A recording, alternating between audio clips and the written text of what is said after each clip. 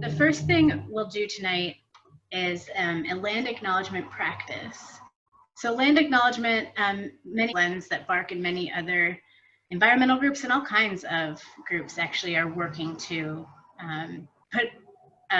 uplift and really bring this into the forefront of our work. And so we've developed an acknowledgement practice that follows this statement here. And so I'm going to guide you all through that right now. And you will need a piece of paper or a pencil or something to write on, or your phone, notebook, or something like that. So first, the acknowledgement. As an organization founded by white people in the settler colonial lineage, BARC is part of the legacy of land theft and the erasure of Native authority over the lands now referred to as the public lands of Mount Hood National Forest. As an organization, we have established influential relationships with the Forest Service, which is part of the same federal government which facilitated that violent land theft, colonization, and displacement of Indigenous people. Non-Native BARCers have access to this land because of this violent legacy. Organization to take responsibility for this practice, acknowledgement, respect, and support for the Malalas, Kalapuyans, Chinook and Clackamas, Chinook and Wascos, Northern Paiute people, and Sahaptin-speaking people who live here and who have always lived here, and the many other Native nations who have always been a part of and cared for this land that we now occupy. And so I'd like to respectfully invite any Native folks who are here tonight, if there's anything that you would like to say to this point, please take the floor. You can unmute yourself, or I can unmute you if you need me to. And now I'd like to invite all the non-Native folks to take the next 2 to 3 minutes to write down to yourself an intention of your own personal intention to digging into this kind of acknowledgement and this kind of education and learning, and specifically around what actions you want to set your sights on for yourself to take. So we'll start that now, and I'll give about 2 minutes for this. Hi everybody, my name is Eleanor, and the thing I was thinking about taking action on is my parents have a cabin on Mount Hood. It's part of why I'm here to learn, and I was thinking that it would probably be a good idea if I made a donation to an Oregon Native organization every time I go there, as kind of a practice to remind myself the land that that cabin is on and why they were able to buy it. And then really try to, and not tell people that I'm doing that. So try to make it a meaningful action rather than me feeling good about doing something.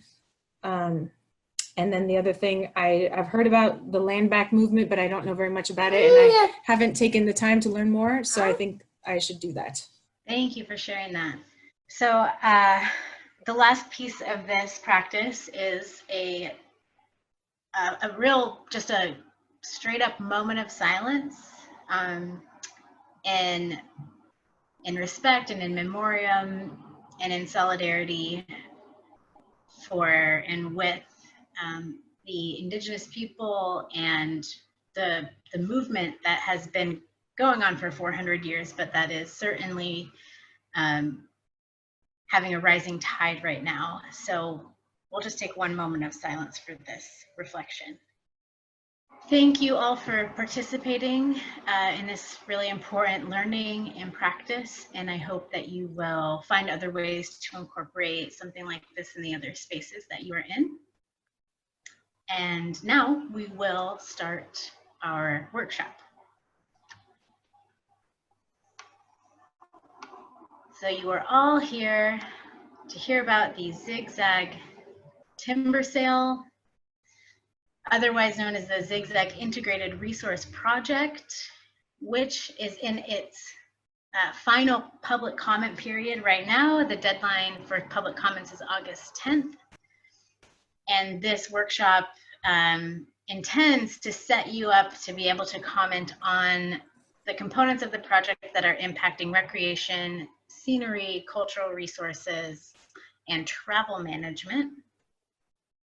So we'll start by a quick overview of the National Environmental Policy Act and why comment writing is important and influential, a little about the structure of the documents that you'll need to read, and then a bit of detail about a number of topics, but we don't have a lot of time, so I've tried to kind of point at some questions you may want to ask and investigate more so than show you exactly what is ripe for commenting on. Here we go. So the National Environmental Policy Act, the acronym is NEPA. You'll hear it in the news a lot around right now because the administration is looking to reduce the efficacy of NEPA and make it less useful for the public and give less transparency in general. But what the National Environmental Policy Act does since about 1969 when it was established is allow for public participation in the planning process when any federal agency plans any action that could have environmental impacts. So NEPA requires those agencies to disclose the action, the alternatives, which would be just other versions of that action, the environmental impacts, and any mitigation that they would employ to reduce the impacts. And then NEPA requires them to consider those environmental impacts. And other laws come into play that kind of hem them in and have them be responsible for being less impactful. But NEPA does not do that. It literally just allows for this disclosure and public access to information and public engagement in the planning. It does not decide or bring the results forward of which alternative the agency will end up going forward with. It does not actually stop any agency from doing any environmental destruction itself, it doesn't, and it doesn't prohibit any particular actions. Those kinds of things, the prohibitions and limits on environmental impact are going to come from other laws. But through NEPA, we can kind of raise the issues that cause them in their project planning to abide by other laws that they may have otherwise skirted if there hadn't been a public review of their project. So NEPA allows us to potentially change the project. Once you've submitted a comment, you are on the record, and that means you have the ability to sue if the project goes forward and it still contains things that are illegal according to the Endangered Species Act or the Clean Air and Water Act or any other relevant law. It allows you to get more information about the project than was originally made public. And by doing all of these things, we can tell the story of the project, what's being threatened, the agency's motivations, and the role that the public has in hopefully changing it. And so that is a really big organizing tool, a really big catalyst for public action. So the type of comments you write, the subjects that you choose, and the reason that you are, what you're trying to change about the project, those all can inform the way your comments shape up. So you kind of want to clarify for yourself, is there something specifically I want to change? Do I think they're doing something illegal and I'm actually just getting ready for this bigger argument? Am I just trying to educate myself so that I can be an organizer around these issues and educate the public, or some combination of those? So what happens with every timber sale and every NEPA process is a series of proposal, public review, proposal, public review. And that starts with a period called scoping. And following the scoping, which is basically the agencies, they will release their very first, it's not even a full draft, it's just kind of a notification of the general idea of what their project would look like. And the public has 30 days to review that and comment on it. These things don't actually come back to back to back like this. There can be months. There's generally months in between each segment. Then the next phase of planning is the preliminary environmental assessment. That's the document that the Forest Service will release, or any agency. And that's where we are today. We're looking at the content that's in the preliminary environmental assessment. And we are within that 30-day comment period. There's about 11 days left. The agency will take all of those resources that the public and any other interested party might submit in comments and amend their project, or maybe they won't. Maybe they'll just say, yep, we heard what you said, but we're sticking with what we have already planned. And at that point, they'll issue a draft decision, which is the project as they would like to move forward with it. They don't want to change it anymore. If at that point there are still components of the project that are illegal according to any other law, anyone who has commented and has standing can submit a formal objection. Objection is saying to them, you haven't met the minimum requirements for this to be legal, and I object to it for that reason. And then the agency can either argue with you and they can say, we actually think it is legal and we're not going to change, like we don't want to change it. Or, yeah, okay, you're right. We're going to get in trouble if we do this. Let's resolve this objection. After that, whatever comes out of the project is what will be implemented on the ground. So these 3-4 series of engaging with the agency are the public opportunity to make any kind of changes. There's no going back after that. So while you're writing your comments, you want to focus on a few kind of key features of the document. One is the purpose and need, which is their own reasoning and rationale for what they're doing and why. And that's the heading. It's called purpose and need. The alternatives, or lack thereof, if they have failed to provide alternatives, because NEPA says they have to provide alternatives. You can focus on whether the quality of their assessment and of those impacts is good enough. And you can focus on what mitigation or lack thereof that they've proposed in their project.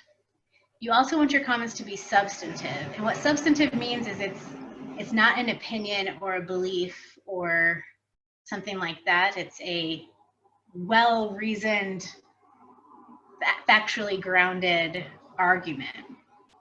So substantive comments kind of fall into these categories. They will either provide new information, provide a reasonable alternative that would meet the purpose and need in a new way that beyond the one that they've provided. It can point out specific flaws. It can suggest alternative methodologies, or it's really the types of reasonings that they've used, whether it was all theoretical and based on satellite imagery, or whether it was based on a series of on-the-ground surveys, or whether it was just based on professionals on the line who have been there for 20 years and say that they know, right? That could be a methodology that you would want to challenge. And you can make factual corrections or identify a different source of credible research that they've ignored, and that if they were to incorporate it, it would result in a different finding of what the impacts are. So we're looking at the things that they've found and they are now disclosing to us, and we're saying, are these true? Are these complete? Were these come to by a reasonable method, and helping in that way to make sure that the project is good, meets all the requirements of management and of law, and hopefully is also in the public interest. So here are the parts in the environmental assessment. Like I described, the purpose and need, why we need to do what we want to do, the action, what we want to do, alternatives, other things that we have considered doing that would kind of maybe get the same results, but it's not the thing we're proposing. The existing conditions and environmental consequences. So that's what things are like right now, and then what things would be like consequentially if the action goes through as they've proposed it. And then there will also be supporting documents referenced or included, like their own specialist reports, forest management plans, things like that. And the agency creates all of that stuff. So you can expect that to all be internally consistent. And when it's not, that's a big deal. Then there are other parts of the EA that you'll find in there that are not written by the agency. They come from somewhere else, other science and research that's not from the agency's own science wing, and other applicable regulations and laws. So all of this stuff kind of is there, and if nobody looks at it, we're to assume that it's all copacetic. But in Bark's experience with 20 years of watchdogging these projects, there's often inconsistencies, there's often misleading information, there's omitted information, and things that allow the proposed action to look like it doesn't have significant impacts, when in fact it does if you include more relevant information or more up-to-date information. So here's Mount Hood National Forest. It's the kind of upside down L shape here. The Zigzag Ranger District is the northwest kind of corner. It starts from this boundary with the Columbia River Gorge scenic area, and it comes across the Bull Run watershed, across the west flank of the mountain. It includes the west slope of the actual mountain and the Sandy Glacier and things like that. Then it includes everything down to the Salmon River Wilderness and like this chunk. So it's kind of this, it's maybe a fifth of the area. It is the region that is closest to Portland, so it's pretty well known to many of us. It's also the most densely recreated part of the forest, and the majority of the really like the world-class and internationally recognized rec stuff is in this part of the forest.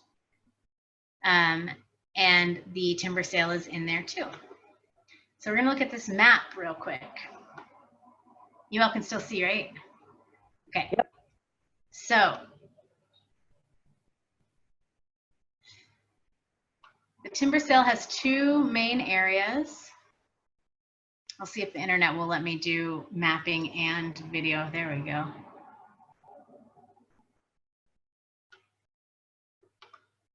Come on, little tools.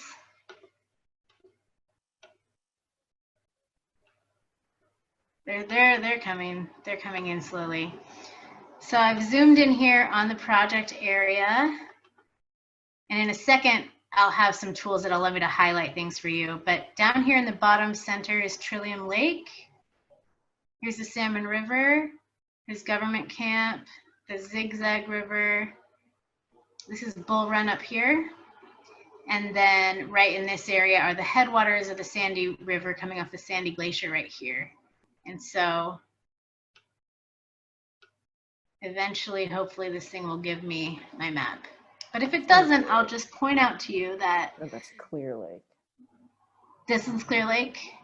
So, oh, I didn't know I wasn't muted. I was talking to myself. The one that you pointed out down there in the Mud Creek, I think you pointed out Clear Lake. Oh. And Trillium Lake is Right here. This one. Yeah, one that I'm one. pointing at? No, I think you were pointing at Clear Lake. Okay, it's this one. Okay, it's that one. So the internet's not giving me tools, but it's okay. One area of the timber sale is here around Lost Creek in the upper part of the Sandy River watershed, and that part is referred to as Horseshoe. And the other part is right here around south of Trillium Lake, and that part is referred to as Mud Creek. So when you're looking in the documents and something says Horseshoe this or Mud Creek that, they're talking about these two geographic regions. And within each of these regions, there's a bunch of little small areas, well, not small, but relatively small compared to the world, that indicate where the actual logging would happen. And I'm gonna leave this here to hopefully load. So the first impact I want to talk about is to wild and scenic rivers. So wild and scenic rivers are designated by an act of Congress. The Wild and Scenic Rivers Act was passed in the 60s as well, and I forget exactly when, and it basically, it allows rivers to be acknowledged for certain, what they call outstandingly remarkable values. That's the official terminology, ORV. And both of these rivers have been designated as wild and scenic, and they both have a number of ORVs. They have scenery, recreation, fisheries, wildlife, hydrology, botany, ecology, etc. And so for each of those outstandingly remarkable values, the Forest Service is supposed to abide by the Wild and Scenic Rivers Act. They need to be protecting and enhancing the remarkable values, not just not messing up the remarkable values. They need to also be enhancing them. And so we can look, there are, I think, about six or seven units. Ideally, I would have been able to show you on that map, but my internet's not doing great right now, that are within the boundaries of what's the Wild and Scenic River corridor for each of these forests, or each of these rivers. And we can look through this documentation and try to discern whether or not they are abiding by the requirements of the Wild and Scenic Rivers Act. Have they thoroughly analyzed all the impacts to scenery, recreation, fisheries, and all these values? Does the project actually enhance these corridors? Are they proposing to do something they shouldn't, or are they neglecting to do something they should? And the way we would do this, and that I've started to here, is by comparing the directions that are given in the forest plan and in the management plans for these wild and scenic rivers, and compare that to what they want to do in this timber sale. And where you find that the actions in the timber sale are in contradiction to what the Wild and Scenic River Act or these two wild and river management plans say, that is something you put in your comments and you say, you know, I believe it's illegal for you to do this particular part of this action because according to the Wild and Scenic River Act, etc. So you can make recommendations to this project that are different than what they've said they want to do. They've said the purpose and need for this project does not say we want to enhance the outstandingly remarkable river values for the wild and scenic rivers. That is not part of their intention. But if they're going to be doing activities within the boundaries of the wild and scenic river corridors, they still need to abide by those guidelines as well. So there's a place you could potentially dig into. And since both of these rivers have recreation as an outstandingly remarkable value, and I think those are all defined, and when you start to do some research, if you go down this road, you'll see what the criteria are for something to be categorized as remarkable recreation or remarkable fisheries. And part of it with recreation is about how accessible the area is. So generally, where there's a recreation designation, it's very close to a road, an existing road, and it's easily accessed by the public. But I would argue that there are a few units in the Salmon River Wild and Scenic Corridor where the units are far away from the recreation area. That would be the river banks or accessing the river itself. And so we might be able to find an argument to make about those particular units being contradictory to the management for wild and scenic. Yes, so there are 5 units. There's actually, oh, I wish the map works. Let's go back and see if the map works. Hey, Courtney, if you allow me to share my screen, I can put it up on my screen. Cool, pull up this map, please, and go over to units in the Mud Creek zone. Okay. The purpose of logging in the Wild and Scenic River, Salmon River corridor that is stated in this EA says, quote, forest thinning to promote late successional forest, which is another kind of terminology for old growth. Late successional just means like elder forest characteristics. to result in a more open appearance in treated stands and eventually larger diameter trees, yada, yada, yada. That doesn't sound like something that would be part of an approved reason to log in a wild and scenic river corridor. Wild and scenic rivers there's nothing about promoting late successional forest in the Wild and Scenic River Act management. So the reason that they've given here already to me seems to be not applicable within a wild and scenic river context. Mia, do you have a map for us? Yeah, do you want the map with the units on it? Yes, please. All right, give me a second. And the land allocations? Yeah, if you just put wild and scenic boundaries on, that'd be good. Okay. And I'm so glad you're here. I'm glad I'm here too. All right, I'll let you know when I've got that ready to roll. So they're justifying logging in the wild and scenic river corridor with justification that is not part of what wild and scenic river management includes. Does that make sense? So I think we can challenge them on that. Why would they have done that, Courtney? Just like as an error?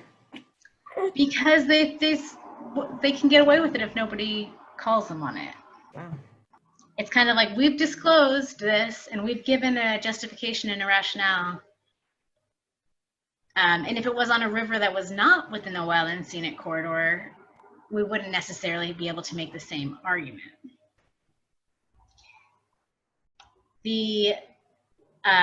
So on the Salmon River, there's that. On the Sandy River, what they're proposing is helicopter log landing zones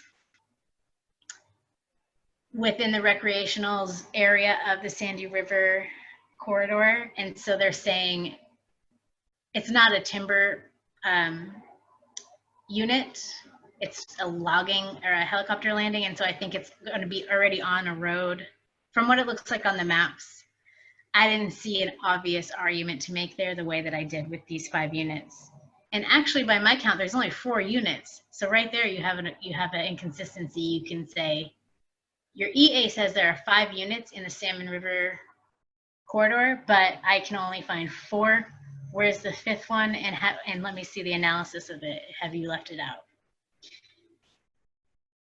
So while Mia's doing that, and we can certainly revisit that map. We should revisit that map several times. I have a lot of things to tell you about the map. I'm gonna turn back on the slideshow. So log helicopter landing zones in the Sandy corridor. And so they're basically, their conclusion is impediments to recreation values as a result of these actions are expected to be minimal. Okay, I can't necessarily find a strong argument with that because those few zones are still going to be accessible during the busy season and things like that, but they haven't addressed why they're in the wild and scenic corridor in the first place. And I think their proposal violates the Wild and Scenic Rivers Act. Okay, you ready to look at it now? Oh, yes, cool. Okay, I'm gonna take over.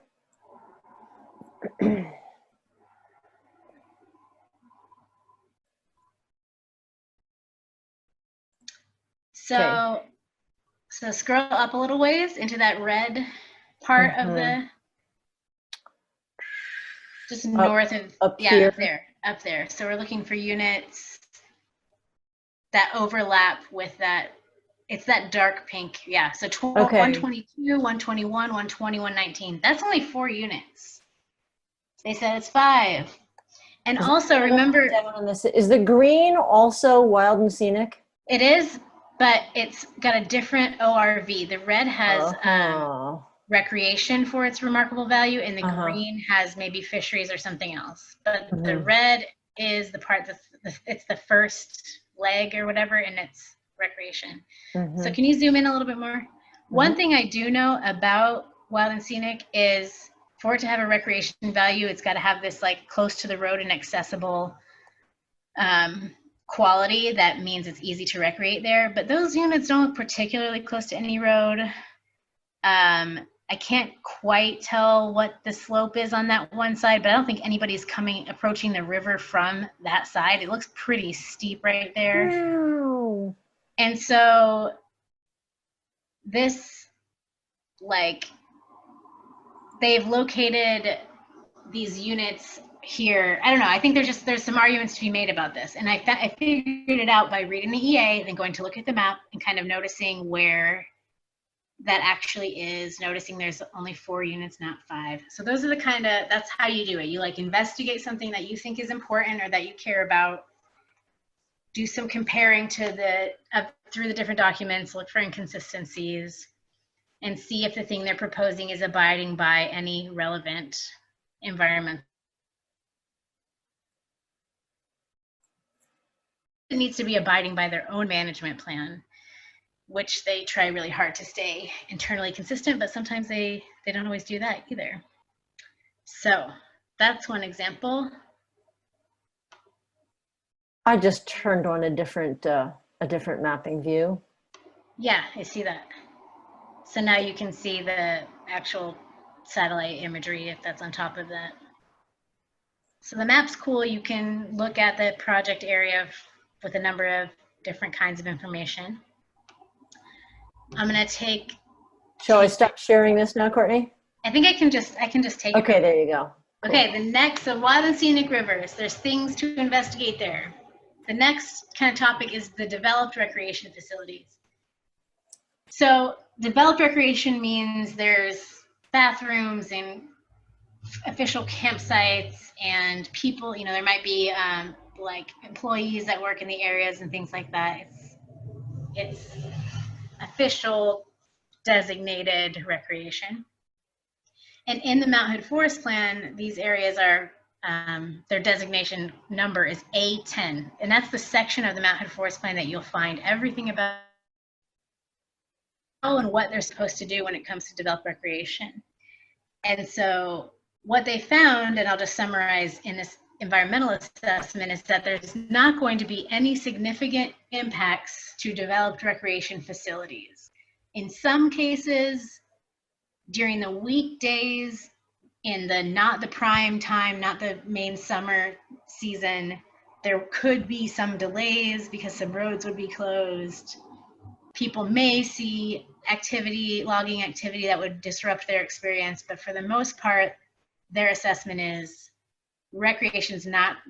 developed recreation is not going to be impacted because we're going to do the activities during the times of year and the times of the week that the least people are out. Okay, that's good to know. I'm glad that they took that into consideration. But if we look at what the forest plan says about developed recreation sites, we'll find things that they should be doing besides not blocking recreation, right? Like they should be maintaining sites, maintaining campgrounds, looking at any kind of illegal activity that might be going on. They have all kinds of supply and demand studies going on so that they can always provide the amount of recreation access that is demanded by the public. So while this project doesn't have a negative impact on existing recreation, it also doesn't uphold the work that the forest plan has described that they should be doing. They're not doing any of the proactive work, but what they've done in this EA is shown that they're not doing anything that will have a negative impact. So I would like to see those arguments made as well. If you're going to be in this area, and this area has known issues around its recreation, whether some campsites need rehabilitation or the load of visitors needs to be managed differently, or all the other things it says about what to do in A10 developed recreation areas, I want you to include more of that in this project. While you're in this area, you also need to be meeting these other management goals around recreation, not just not making recreation worse. Does that make sense? Mm-hmm.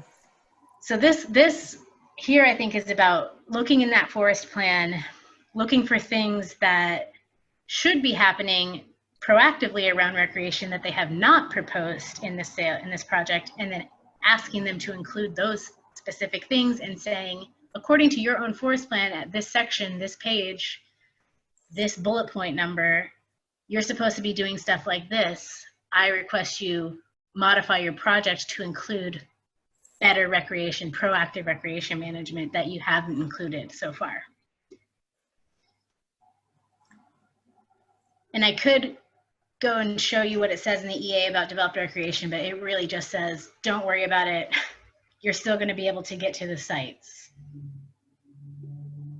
You could also, I guess, ask them about what they think they're like, how many log trucks per day and stuff like that, if you wanted to make them get really technical about how much interruption there could be. They haven't included it to that detail. They've just said, it's fine, we're doing it at the times that aren't going to bother people for the most part. And the Mountain Forest Plan is part of the resources that we have on our website. Okay, Trillium Lake. Oh, I did include some of it. They're like, don't worry. If you're a recreationist in the off season, you might see temporary closures. We'll close this one road 2 weeks earlier than the typical winter road closure. They also referenced Lost Creek and McNeil campgrounds and Riley Horse Camp, but they didn't say anything about whether it would be road closures or certain times of year. They didn't give this any definition about what kind of delays or obstructions to access people might have. So you could just ask them to clarify when and how would Lost Creek, McNeil, and Riley Horse Camp have impacts to their access, because that part just isn't included. These sections are right next to each other, but it just doesn't say anything about those three that are more in the horseshoe area. Dispersed recreation, different. It's outdoor recreation that is not in the developed recreation sites or in the wilderness. This is the thing that most people consider just camping versus like going to Trillium Lake or going to some specific recreation spot or site. It's just any place in the forest that you can put a tent. It's called dispersed. And the Forest Service does not actively manage dispersed camping. It's not, or dispersed recreation. It's not part of their intention. It's not part of their plan. It's just allowed, but they don't do anything proactively to, unless there's like some real damage happening. If there's damage happening to some other resource from campers or hikers, then they'll come and maybe block off access, but they're not curating the dispersed recreation. So there's very little in the forest plan about what they should or shouldn't do. And basically they've said, if you want to do dispersed recreation, sometimes you're going to run into some roadblocks. The area that's most popular in this way is in the Old Maid Flats area and near Trillium Lake. You might actually get better access once we improve some roads, and you can, disperse onto these slightly improved roads. So I would argue that there is more they should be doing about dispersed recreation, especially in these highly trafficked areas where there's a lot of trash left behind, a lot of dumping, a lot of just messing around and chopping stuff up and causing a ruckus. There's a lot of illegal shooting that happens in dispersed recreation areas. And so rather than just say, okay, I'm glad that you're not going to be impeding my dispersed recreation, you could comment, I happen to know of a number of sites in this area where dispersed recreation is a problem. And I would like you to include in this project some mitigation to, for example, increasing access by fixing up some of these roads. Or just the general problems that exist today with trash being left behind or other destructive kinds of recreation, illegal shooting, things like that. It's not enough for them to say, this project doesn't cause any negative impact to this kind of recreation. I think they should also say, in this project, we're going to improve these kinds of recreation in these ways. But they haven't, so we have to ask them to do that and make them do a little bit more work. Trails. So these trails listed here are the ones that, oh, I should probably like pause for questions. I can't see anyone because I had to turn all my screens off. Are there any questions? Yeah, hi Courtney, it's Lloyd. Okay, hi. Yeah, just going back to this idea that you don't just meet goals, but you, or make them worse, that you have to do something to improve them. Right. Can you, with regard to those things, can recreation be kind of linked toward things like that aren't necessarily recreation, like salmon enhancement? Because fishing would be part of recreation. I mean, sport fishing. I would say yes. Okay, gotcha. Yeah, right. Mm-hmm. Yeah, because fishing is, if you look in the forest plan and it kind of says what types of recreation are the types that they manage, that they know that users are into, so they try to manage for them. Fishing is definitely one of them.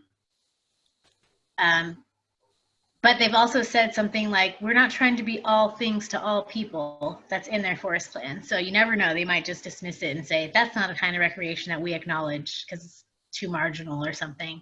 Okay. Not fishing, obviously. Fishing is definitely one. Oh, okay. Yeah, right. Okay. So this little white cutout part is a clip from their actual forest plan. They have like 40 something management goals. It's a lot.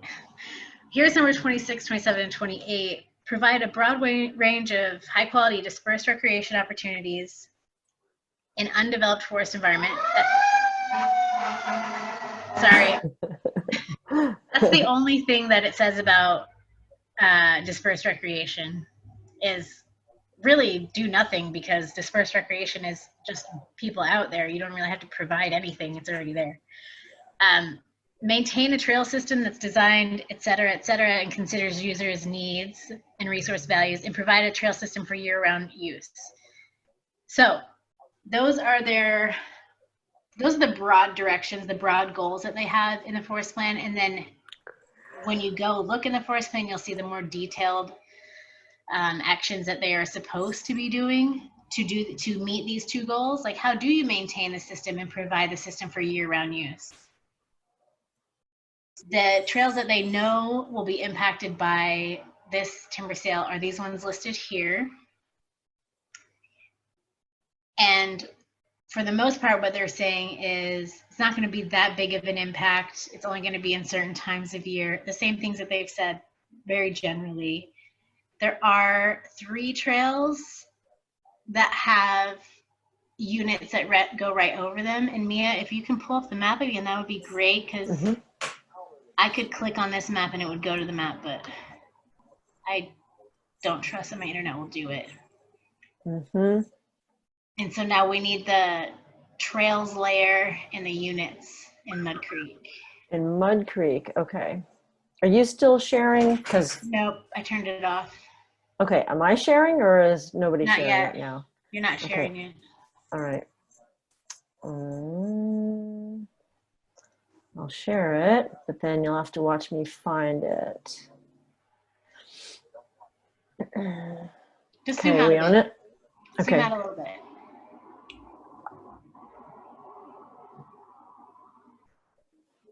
Oh yeah, you're in. I'm in Horseshoe right now. Yeah, go down. Just zoom all the way out and then click on it and zoom in. Oh, yeah. Okay. Is it a layer? Is trails a layer? Yeah, it's toward the bottom. National Forest System trails. Okay. And you got the units. Okay, cool. Oh, there's so many trails. Well, go down to Mud Creek. Oh, wait, what do I still have? Is this the Wild and Scenic I still have up? Yeah, just zoom in right there around this long square that's by Mud Creek here. Yeah. You can just double click right on that area and it'll go in. Okay, so Eureka Peak. and Veda Butte right here. So this trail 671, you can see it starts in this blue unit right on the road. And then just southwest of there is the Veda Butte or Veda whatever trail, and it also goes right through the blue unit right there. So that's what they're talking about. They're saying if you're hiking on this trail, when you cross this road, you're gonna cross right through this unit too when you're going on either of these trails. And then south of there a little bit more in, I think, unit, this big unit, there's a trail. You see that trail goes right through that big unit. I don't see where you're pointing. Well, at the bottom, in the southern here. central region. Yeah, here. Those are the three trails that actually have logging right on top of them. Oh yeah. So all those trails, if you know somebody who loves those particular trails, tell them, because those are the only three trails that I mean, this Nordic trail, these are snow trails over here, so it's not, they're not counting it, I guess, but I can let the Nordic people know that there is units all over their trails.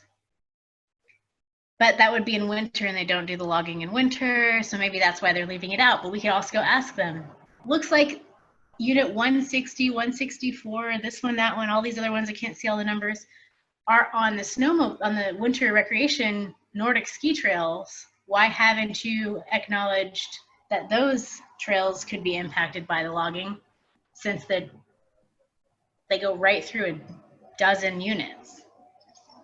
So there's another question you could raise, because they definitely didn't, in their document, it says there's these three trails, and they kind of ignored all this stuff right here. Okay, so I'm taking it back. Take it. So we could question that. It seems to me that there are more trails that are impacted or that transect harvest units than the ones you've mentioned. I noted on the map, it's these Nordic trails and all these units. Please analyze the impacts to those users. That's a comment right there.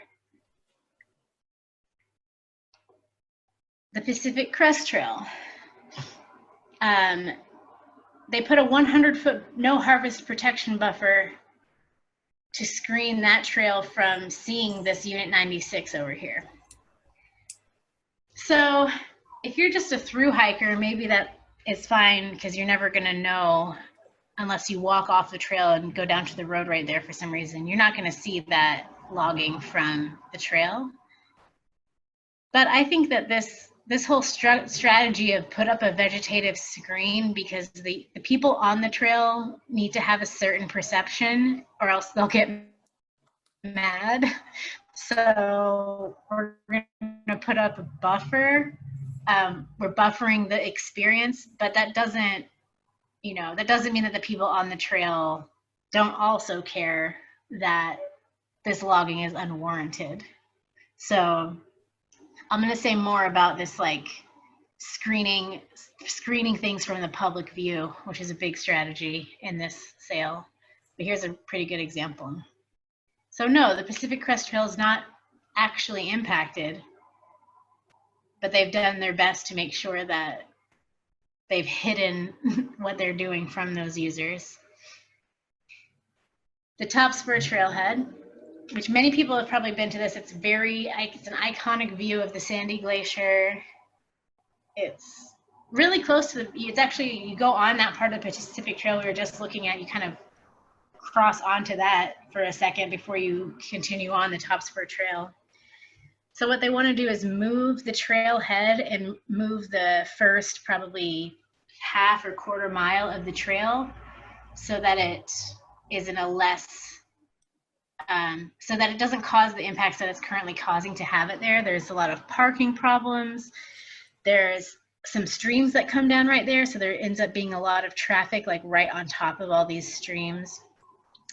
And here at the bottom, they're saying, all these problems with the current trail location have resulted in problematic drainage, poor trail sustainability, and an undesirable impact to water quality and riparian function in the drainage that has listed endangered fish. But right across the road from where they want to move the trail, because it's harming the water, they're going to log, which is going to harm the water. So we might need the map again, Mia, Mm-hmm. on the horseshoe zone this time. The trails that have units running through them, Janet, are, hold on one sec. Mia will find the Top Spur trailhead and I will look at my slideshow. The three that they've named are Unit 180, 196, and 190. And then I think there are a number of other units that impede, that transect all those Nordic ski trails there that they haven't actually acknowledged, or they didn't acknowledge in the EA for whatever reason. So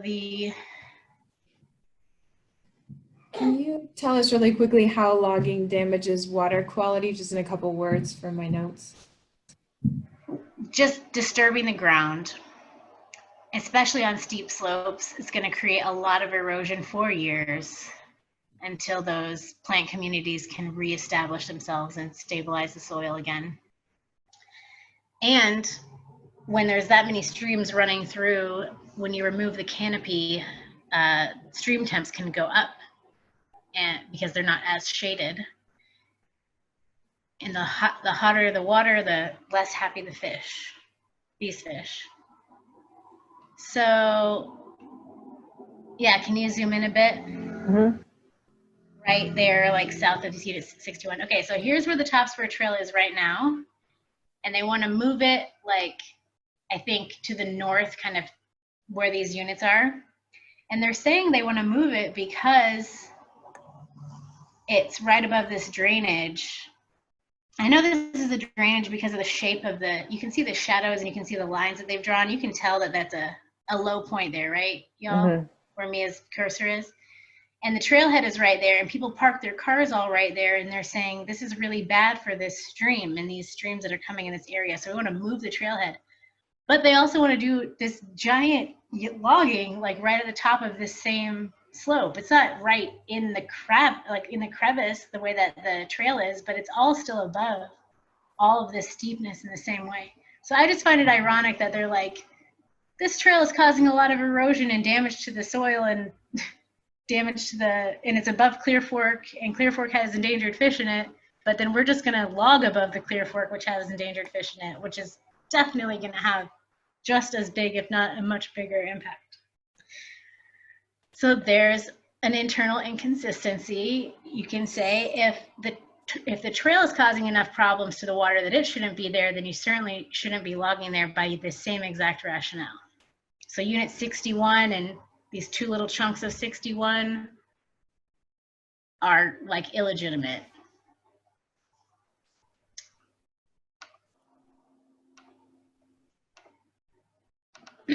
Okay. Top Spur.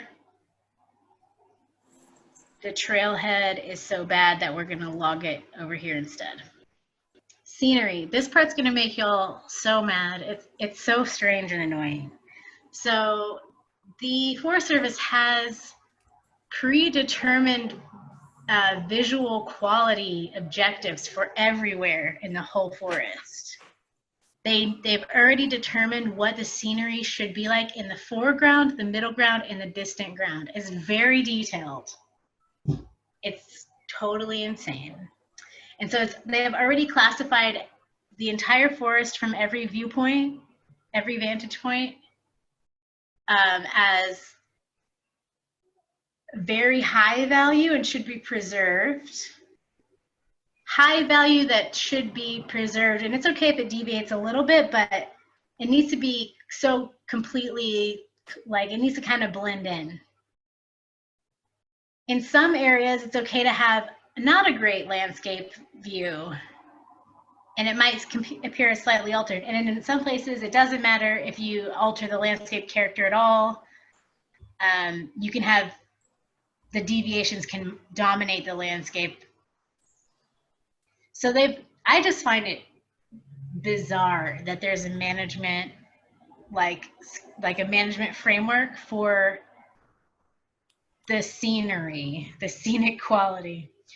So know that they have all these already outlined on all the same units that we've been looking at, whichever those units that cross through the trails, they have their own visual quality ranking. I don't know what they are. We could figure that out if we wanted to. And they're saying, for this area, you need to maintain it either high, very high, moderate, or low.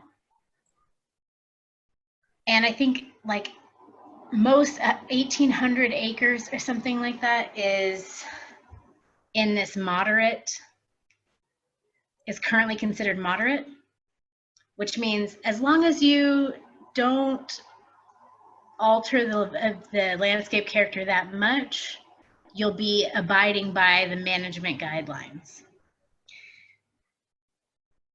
So part of what they're doing is using project design criteria, which is kind of like the mitigation or the specific site-specific actions that they'll put in place to lessen the negative impacts. So they're going to use scenery PDCs wherever they're doing treatment, so that these activities will be less negatively impactful on the scenic integrity. And in doing so, we can mitigate alterations of visitors' perceptions of the landscape character and sense of place. So they're saying if we use these scenery PDCs and we uphold these predetermined scenic quality like standards, then we can make sure that the visitor's perception stays in a certain way, which is what we want it to be, and they don't get angry. And so I kind of think that this visual quality thing is really just the screen. It's that vegetative screen.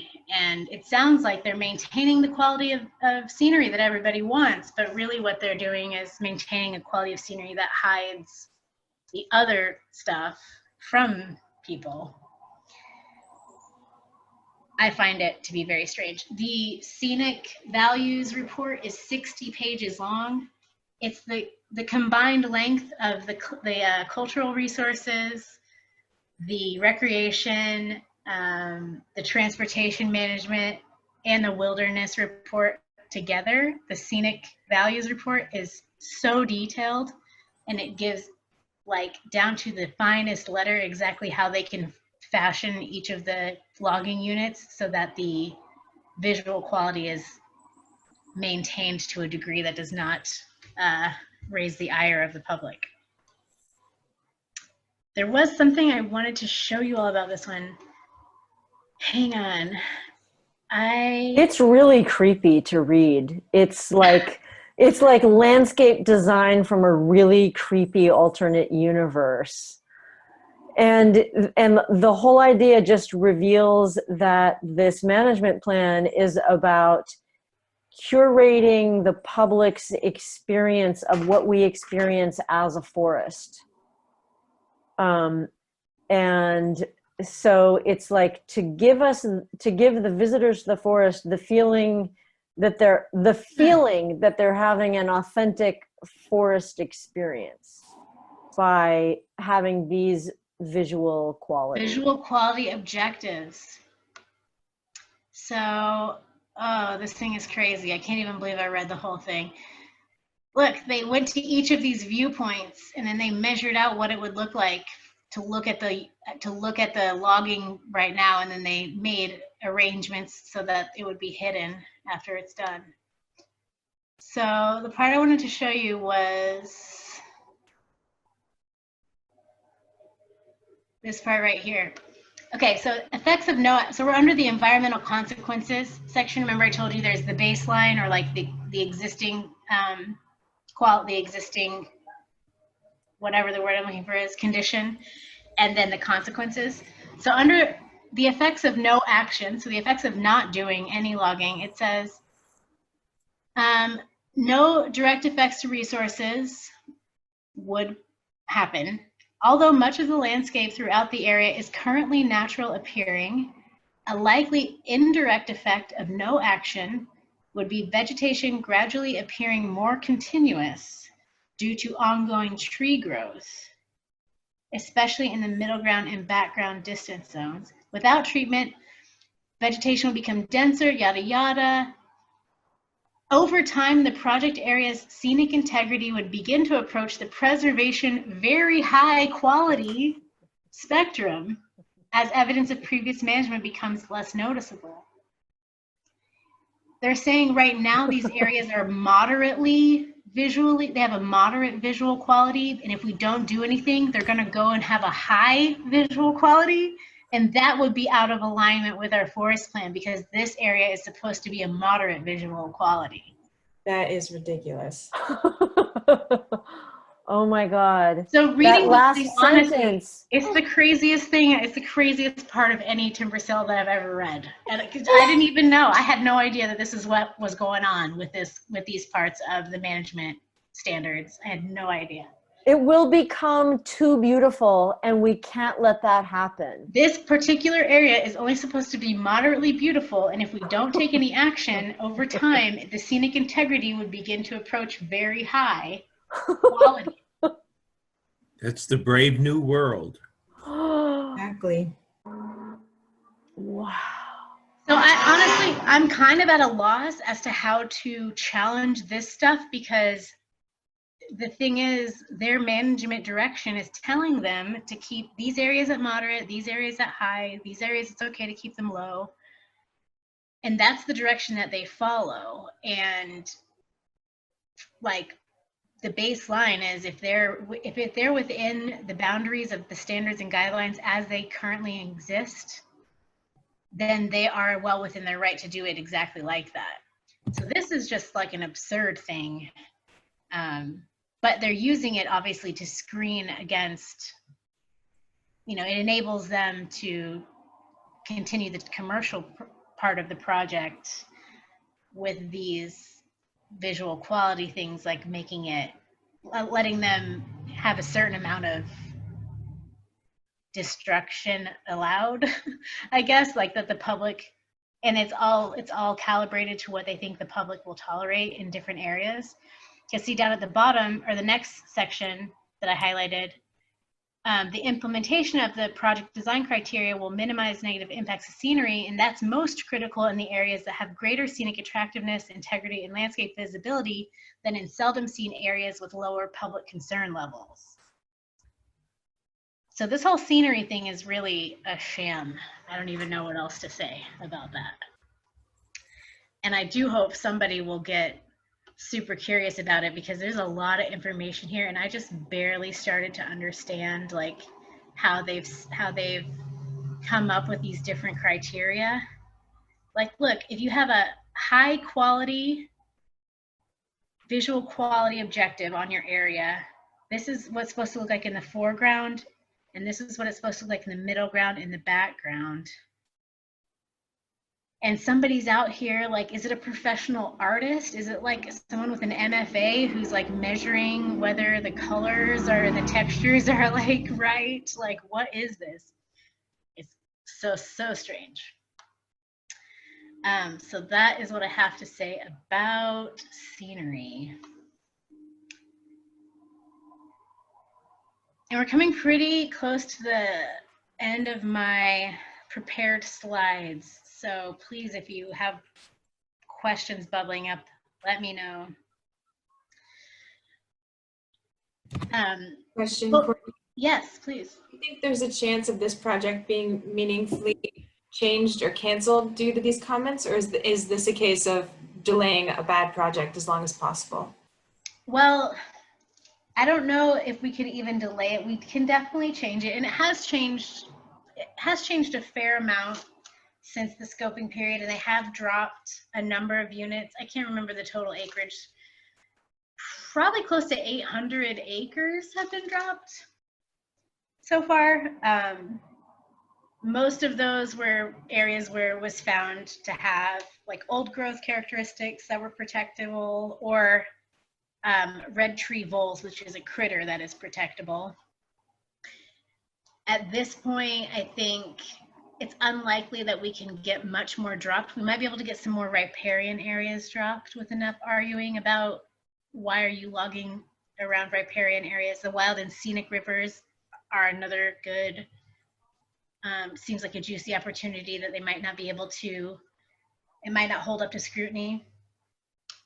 The logging that's within the wild and scenic river corridors.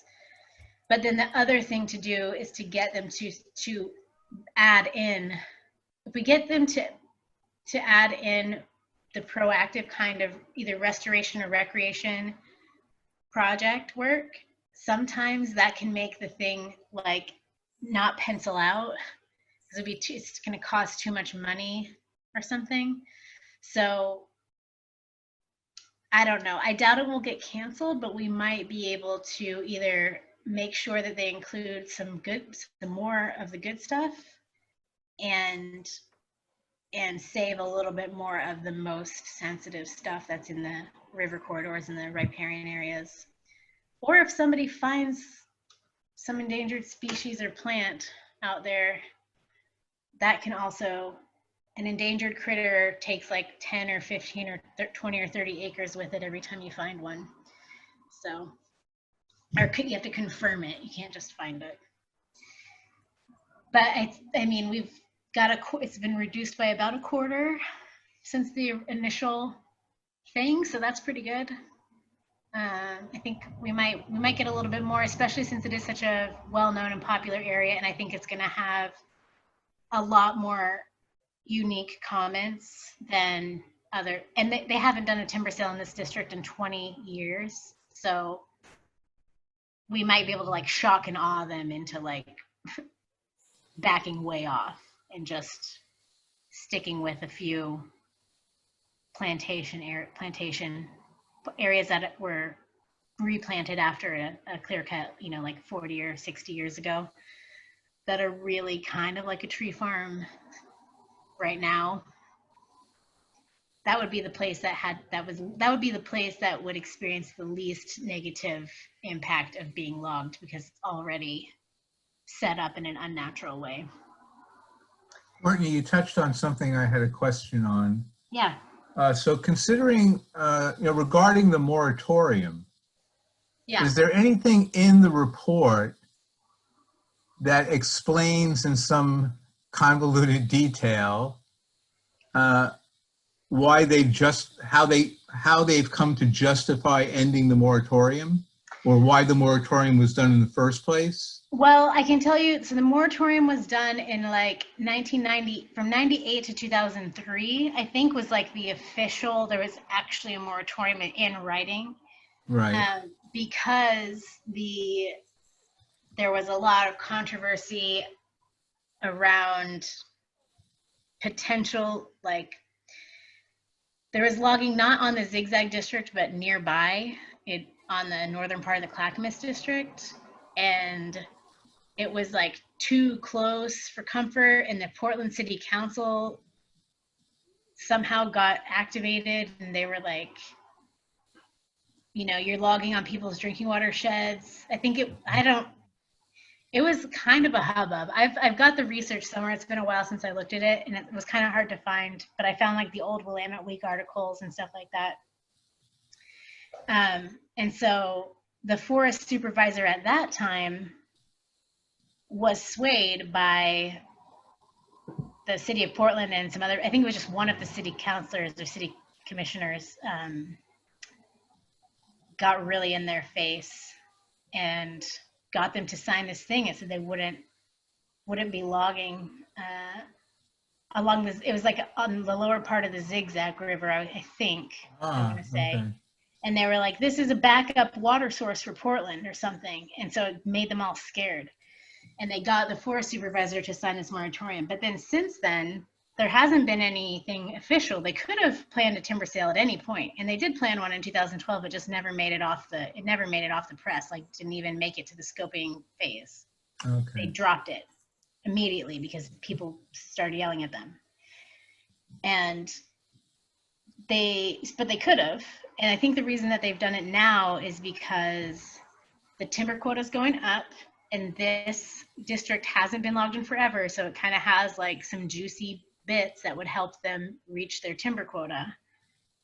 And somewhere in the EA, it says that the Zigzag project is the equivalent of half of the annual timber quota, but it wouldn't necessarily all be logged in 1 year, but bulk wise, it's half of what an annual quota for the whole forest is. So it's kind of, they have been fairly transparent about, we have been, like, this place hasn't given its fair, this part of the forest hasn't been giving its fair share to the quota for the last 20 years, so we need to. And you're talking about the quota of Mount Hood National Forest. Yeah, it's 30, I think it's 33 or 35 million board feet per year right now. Right, from the 4 districts. Yep. Right, okay. Oh, and so, so I'm curious, you said that they've cut back about 25% on this timber sale since they started? Because the original scoping was 2,800 acres. Right. Now it's like 2,000. Oh, okay. Or like and 20, yeah. Was that at all in response to the first public relations that we did when people contacted them? Yeah, and the scoping, yeah, definitely. Oh, okay. Guaranteed. Especially the riparian, the areas that were in the wet, watery creekside and riverside areas, and in the areas that we where we identified potential trees that would be potentially good habitat for red tree voles, and then the Forest Service actually climbed them to check, and they were, and so they had to give 10 acre buffers around all of those trees. Oh, and they may okay. find more. They may find more of those. They're still looking for those. People are still out doing the surveys. For bark. For bark, yep. Yeah. We have like really strict COVID protocol for those volunteers, this handful of volunteers who are kind of like, we qualified them, we trusted them to do it well. So Oh, yeah, sure. they're out there. They're still going to find some things. So our bark will have our comments on the EA submitted right under the deadline, probably.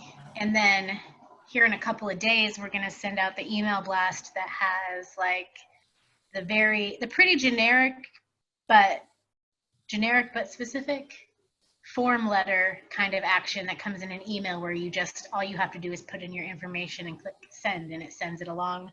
Yeah, So right. there'll be hundreds and hundreds of those, or maybe thousands. And then I'm hoping we'll get, 50 or 100 comments from folks like y'all who have kind of drilled down on something Substantive, some people talking about one thing, some people talking about another. All those comments are very unique, and it really shows the agency that, the public is not just clicking to sign on. They're actually doing the same level of research that the Forest Service is doing to confirm that the project is legitimate and isn't putting undue harm on the resources. But yeah, so hopefully between all these workshops and all the stuff that I keep adding things to that website. There's new links. Like Georgine asked me for a document the other day, and I was like, oh, I need to put that on the website because other people might need it. So there's just tons of things on there, whether you want to look at water, look at, like forest maturation, you want to look at this weird scenery situation, you want to look at the one clear cut that they're planning. right. And just to clarify again, I know it's a rather dense reading process. It can be, yeah. When we start off,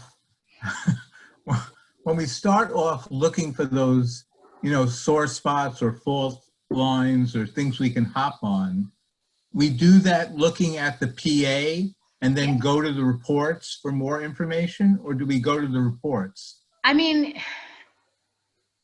I would go straight to reports, honestly, because the PA is just a conglomeration of summaries from the reports. Yeah, right. Okay. Gotcha. But and those summaries are sometimes say something that sounds really different than what it sounds like when we read the report itself. Okay, yeah. No, it makes sense. I mean, because this like rather, it is a summary, you know, it's very hard to delve into much there.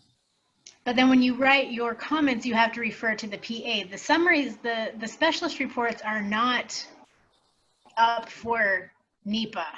It's the PA that's up for NEPA. So Right, you okay. still have to make your reference as to what you have to reference the part of the PA that you want changed or the part that you want added to the PA. But you can Gotcha. say, in your special report, it says this, but I don't see that you've adequately dealt with that in the way Yeah, that okay, you've right, right. So you can make references to the fact that it wasn't properly represented, or there's Yes, space, absolutely. there's things missing. Yes, Absolutely. okay, gotcha, Yeah. between the report and the PA. Yep. And between the PA and the forest plan or and any environmental laws, because if there's stuff in there Right, that right. doesn't abide by those, then the PA has to be changed to meet that those guidelines. Yeah, right, okay, yeah, I got that part. So let me explain this last weird slide. Cultural resources is, from what I gather, it's like historical resources. So the things that they looked for and are claiming will not be negatively impacted by this project were historical sites, of which none of them were like right within any of the units except for this one, which they know that it's there, but they didn't actually find it again. They couldn't find it again when they were surveying this year. But 1997 was the last time that someone attempted to get this thing designated as a historic place or heritage site, and it was not eligible for that. So we don't have to protect things that are not eligible for the Preservation Act.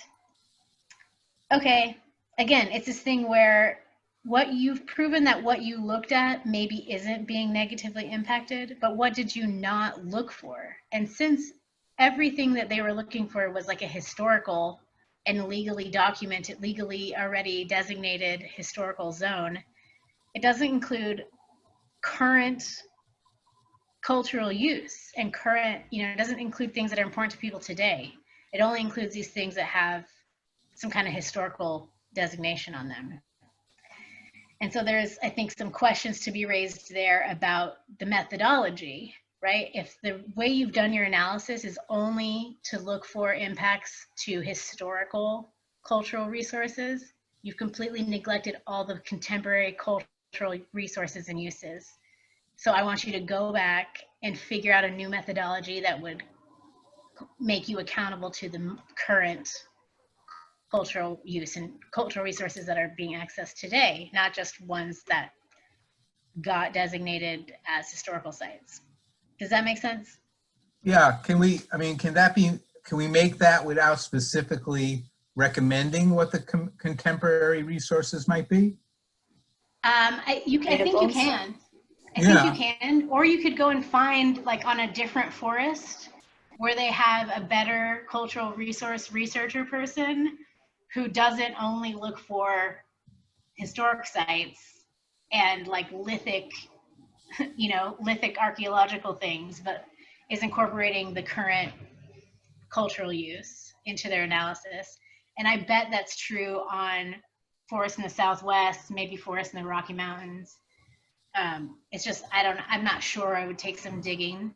Right. But Google can if you just keep Googling different combos of keywords, it will eventually get you what you're looking for.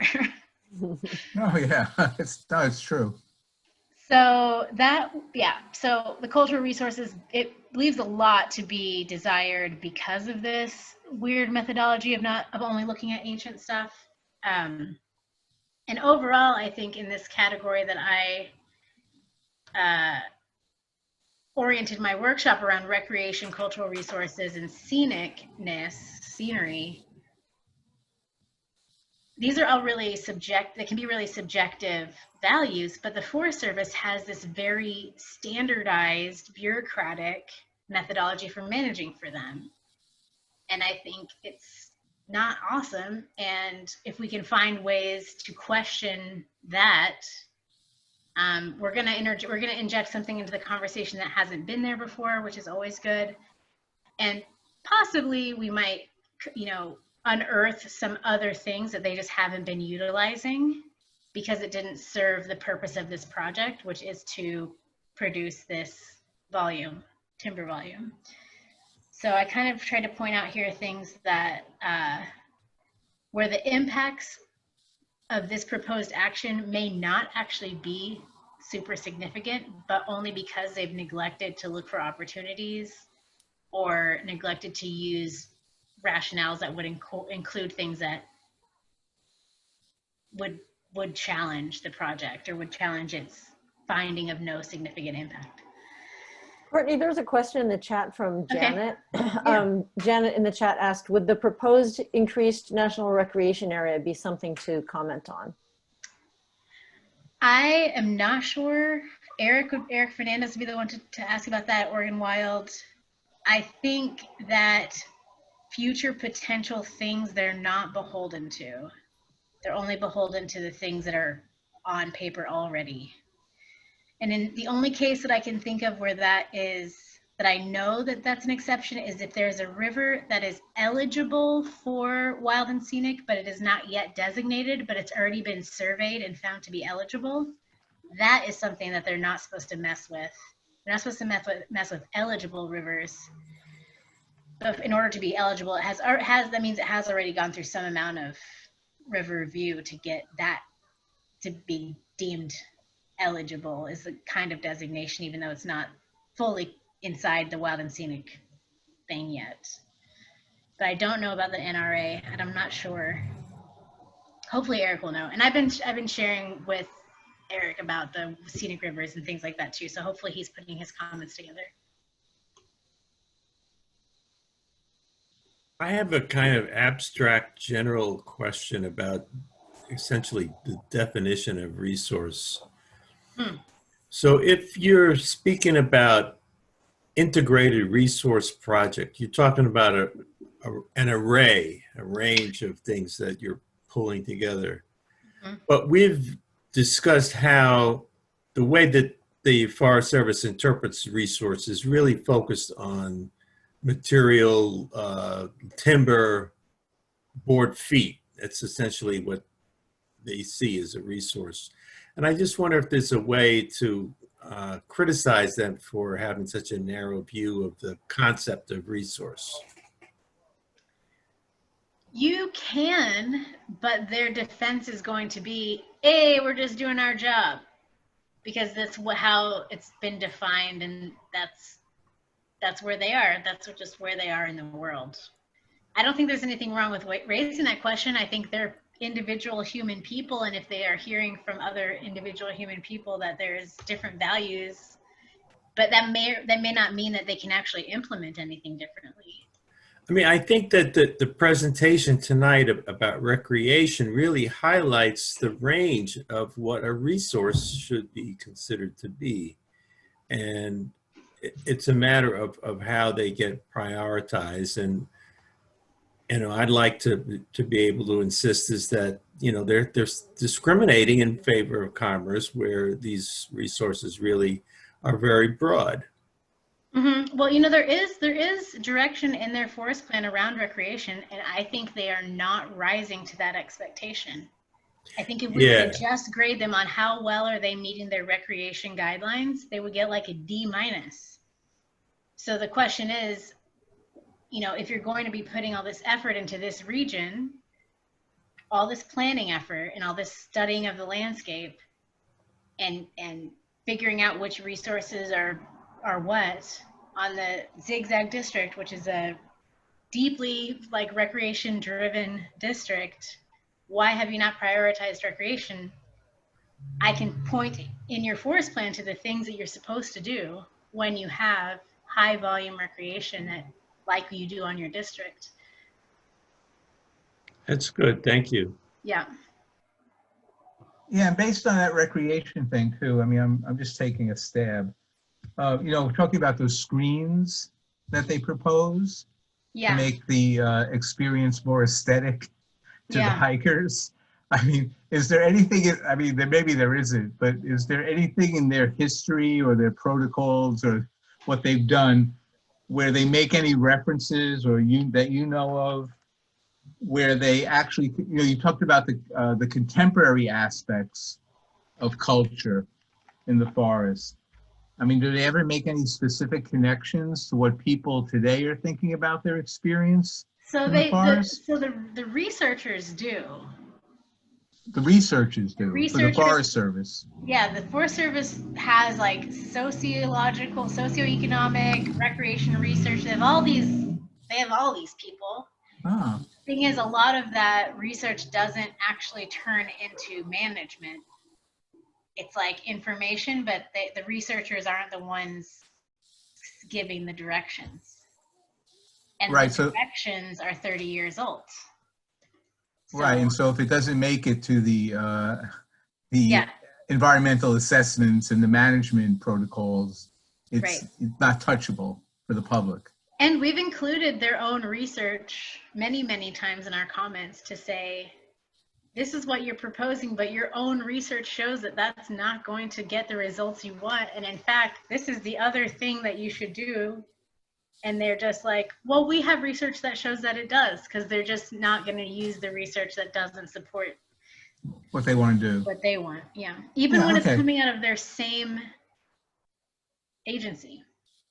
Yeah, right. Okay. No, it just gives me some information because I just was wondering. So it's called the Pacific Northwest Research Station. Oh yeah, I've heard of that. And they have the full gamut of researchers, everything from biologists to economists, everything. Mia, in the meantime, while we're waiting for Courtney, will part of today show us or send us perhaps the link to get to where we put our comments in? So the follow-up email that you'll get from this is going to have all the resources you could possibly hope for and much, much more. And so a place to start would be each of these presentations. The presentation is recorded, and those recordings are getting posted, and then each presentation's slides are also being attached, and those have links in them. And then Bark's Zigzag Timber Sale comment writing resource page will have. Here, I'll put it in the chat right now. There you go. We're trying for link redundancy, so that you really can't swing a retrieval without hitting a link to the resources.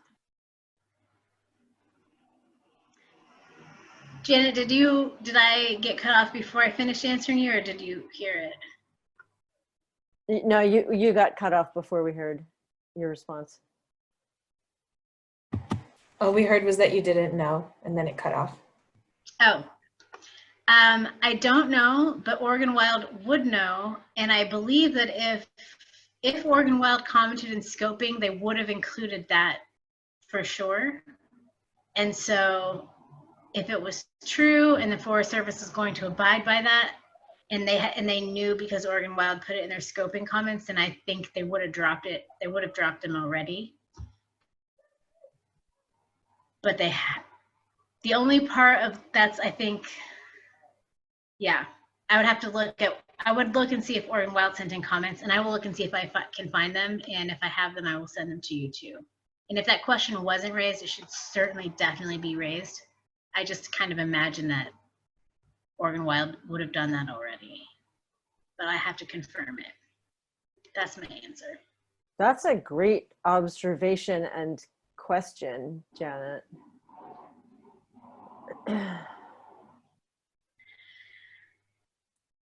So, if you have other questions, feel free to reach out to me. There's one more workshop. It's on climate change, which the Forest Service doesn't think they have to. They don't think they have to acknowledge climate change in their proposals because it's not in their management plan, and they only have to do things that are in their management plan.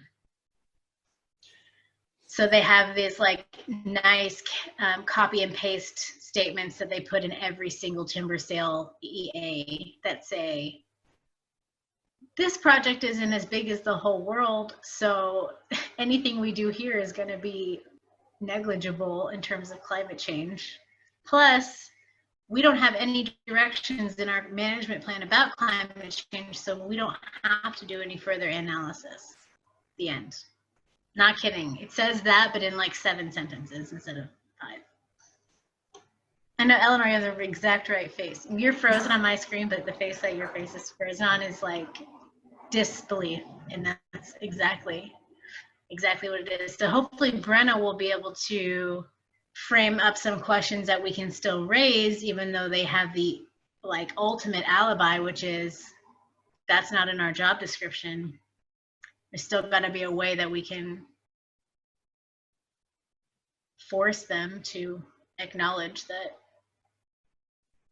there's carbon to be that's lost.